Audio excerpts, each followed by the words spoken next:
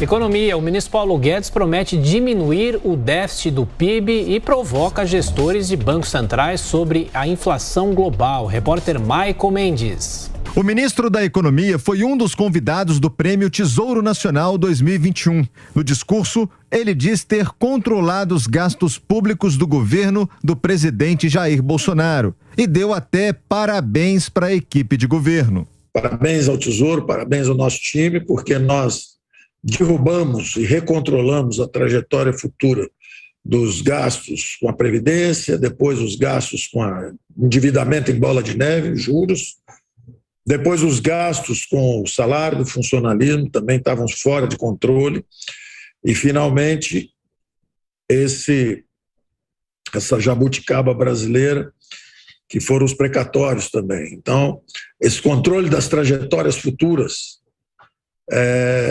que tem a ver com todos os sintomas que nós experimentamos. Na semana passada, dados oficiais do IBGE colocaram o Brasil em recessão técnica.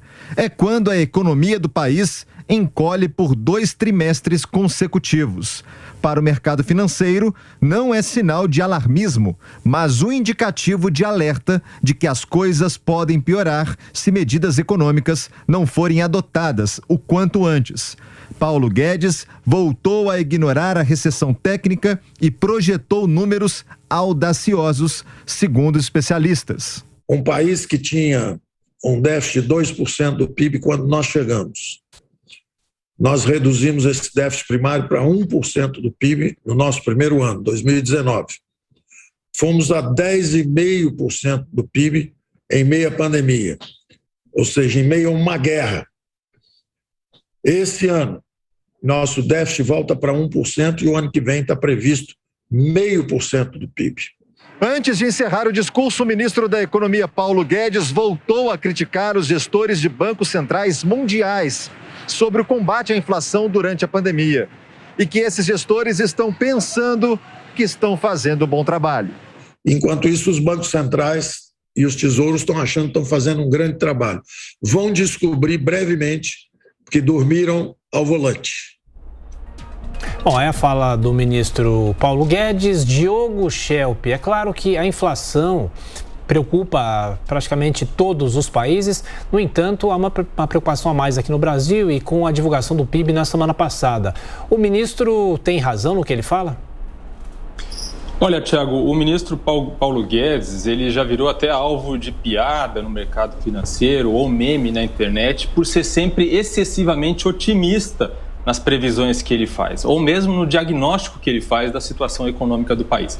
Ele pode até dizer que ele é daquele tipo que enxerga o copo meio cheio e não meio vazio. O problema é que é preciso, sim, uma dose de realismo quando se faz esse tipo de previsão e esse tipo de diagnóstico. Se a gente avaliar a situação do Brasil, por exemplo, em relação ao crescimento do PIB, né, não é, assim, um caso de desespero, mas é, sim, preocupante, é um alerta, e se comparar com outros países, a situação do Brasil não está entre as melhores. A mesma coisa com a inflação. A situação do Brasil em relação à inflação não é das melhores comparado com outros países. Então, talvez seja a hora do ministro Paulo Guedes assumir um pouco de preocupação, né, até para dar um sinal para os brasileiros e para o mercado de que ele pretende fazer algo a respeito.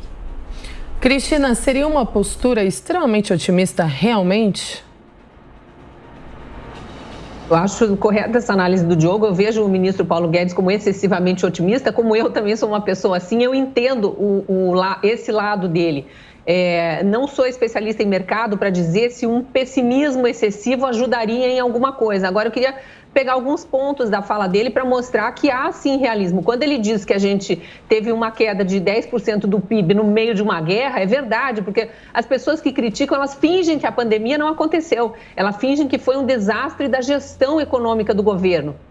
A gente vê algumas críticas a medidas adotadas pelo Ministério da Economia, como se isso não tivesse dado resultado positivo para o Brasil. Se não tivessem tido determinadas medidas, e aí vamos pegar o atendimento a empresas, o próprio auxílio emergencial, imagine o caos em que estaríamos hoje, com um índice de desempregados muito maior. Então, tem muitas coisas e muito mais empresas quebradas. Então, tem muito mais coisas por trás dessa fala e que o mercado entende, o mercado sabe essas coisas. E por isso que eu acho que na hora de pesar, eles não avaliam só o otimismo excessivo. A crítica dele aos bancos centrais do exterior é porque a gente pode não estar, né, Diogo, na melhor situação, mas também não estamos nem perto dos piores países aí no resultado da economia. Então não dá para exigir do Brasil um resultado número 1 no PISA quando sempre foi o último lugar da lista ou penúltimo. A gente tem que estar ali no meio mesmo, é natural. Gostaríamos de estar melhor? Sim. Agora é ver como é que se trabalha após a pandemia. A gente ainda está vivendo o caos que foi instalado durante a pandemia, o caos econômico.